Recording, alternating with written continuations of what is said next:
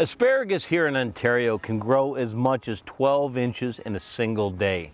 Now, I've been having fresh asparagus for a couple weeks now, and it's time to take what I've got left over and pickle it.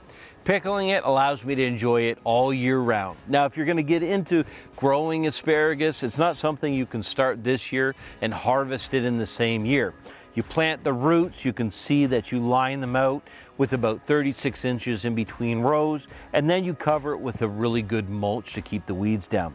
Asparagus are incredibly nutritious, they're full of antioxidants, and they taste great. When we can it, we can enjoy it year round, and harvesting it is as simple as holding the base and either snapping it off or just simply taking a knife, a serrated knife, and nicking the bottom. It's that easy. Let's get these to the kitchen. This pickled recipe has got some fire and some heat.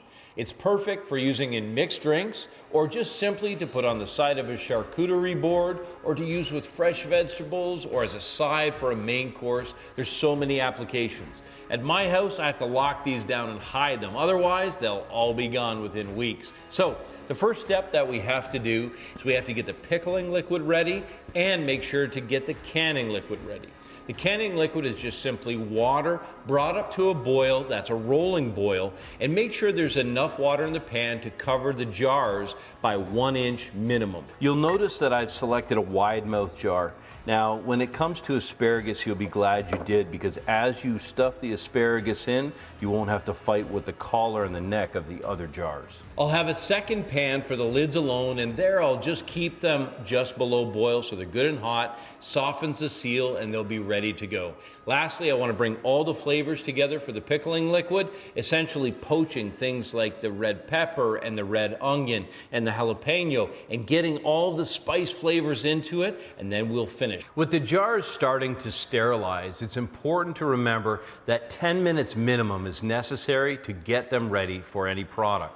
So get yourself a timer and 10 minutes minimum with that nice bubbling rolling boil. It doesn't have to be a rapid boil, but you have to see the bubbles, have to make sure that they get good and sterile. The next step is to trim the asparagus, and there's a couple things to keep in mind. The asparagus are going to both shrink in their diameter and their length. So you really want to jam pack the asparagus in so that as they shrink when it cooks, that your jar isn't half empty. The other thing is they will shrink in length just slightly. So take and put the asparagus in. Now you always want to leave the collar of the jar empty.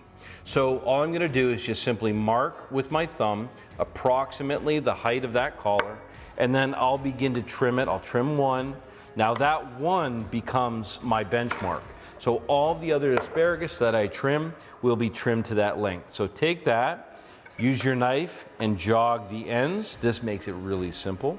Jog the ends and then use that as your benchmark, and you'll see when you start to pack them in that they're all the right size. So they're just slightly over the top of the collar, but that's okay because I know they're gonna shrink in length. I'm gonna get started, get all of these prepped. It's actually incredible how much goes into every jar. You'll see that in a dozen jars, you can probably get a dozen pounds of asparagus. Now, when it comes to pickling, you can make your own or you can buy a pre-made mix, but what you're really doing is creating a very fragrant flavor base. So in the bucket right now, I've got white vinegar. So pickling vinegar or just standard white vinegar. And then you can see here, I've got mustard seed. So all of this goes in. I've got dill seed, and if you like the heat, and this is where you can really customize it, you can either add the chili flakes or not. So this is the first step. I'm going to top that up with some water, so it's a nice combination of vinegar and water and lots of flavor bases. I have a few more to put in. This smells incredible already. Now I'm going to go in with whole coriander seed, and then 1/3 cup of sugar. And then one of my favorite ingredients, and something you really want to make sure to do, is get a really good salt. So salt is very fragrant. I'm going to do 1/3 cup of pink Himalayan salt, and you can see I'm using my herb and citrus salt. Now that we've got a great spice mixture base in both the water and the vinegar, it's time to do a little bit of vegetables. So we're going to use red pepper, red onion, and if you choose, the jalapeno. So the jalapeno has a lot of heat, but when you poach it or when we put it in the pickling liquid, it will mellow a little bit. All I want to do is I just want to add some rings, so I'll simply start by slicing rings out of the jalapeno. What we want with the red pepper is a fine dice. So we'll remove all the sides, and then it's going to be removing that little bit of white on the inside. All I really want is just that beautiful, sweet red pepper. So then a fine slice, we'll turn this into a julienne, then turn sideways, I'll make a fine dice. This will fit in the bottle and make sure there's nice flavor in each one and nice little red floating squares in each one as well. It makes it really beautiful. The last ingredient to go in is the red onion, and we're gonna do a fine dice. Let me show you how to do that. Take the tip off and then take off the root, leaving it just enough intact so you can handle it. Slice it in half, and then you can see this is the root and the tip, and you can see those different layers. We're going to take off. These onions are pretty fresh. Simply slice through the same size as the pepper so that you get nice uniform pieces. You can see how easy that is. The motion I'm using is to press down and draw back at the same time, so it's slicing. Then with your hands up so you don't cut yourself, hold that down, and with a sawing motion, slice through, and then do the same again. Lastly, there's that fine dice we're looking for. That'll find its way into every jar.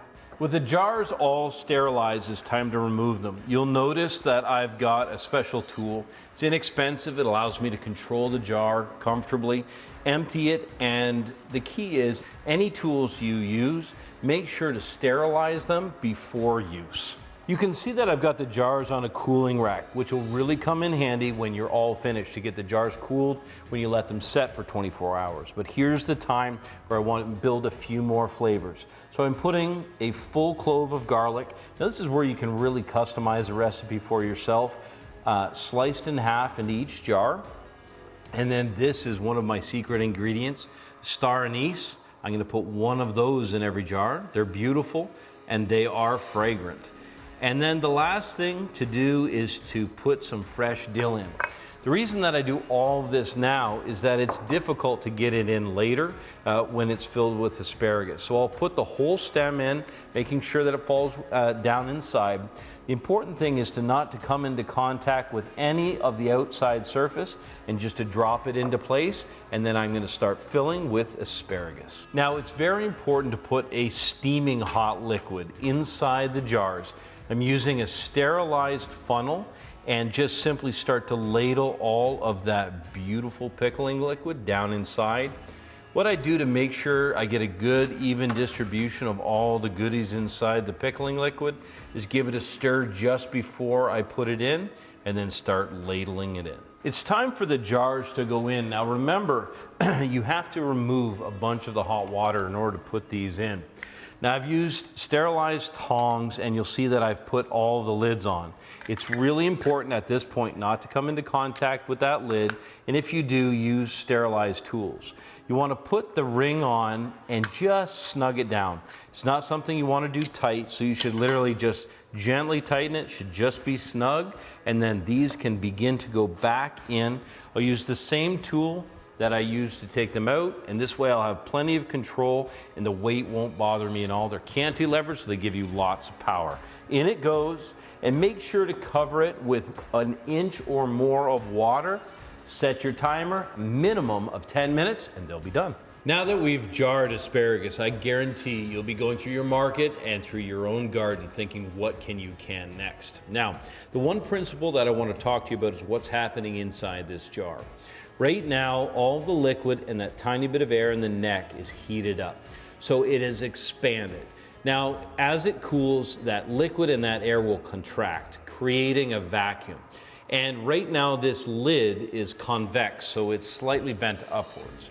And as the air and the water and the liquid contract, it'll get concave, which means it'll be bowing like this. It'll cause that lid to snap down. That's what you're looking for. Anytime that you're canning, you want that lid to go and you want it to pucker down. You want it to go concave, and you don't want that lid to pop. If when you're finished, by the way, leaving it for 24 hours untouched, don't turn it upside down, don't get into it to eat it. Make sure that that is concave. When it is and that lid doesn't snap, you'll know that you've got a successful canning. And after you do this a couple times, it'll be just like breathing. It's so simple to do. This farm fresh asparagus is perfect pickled.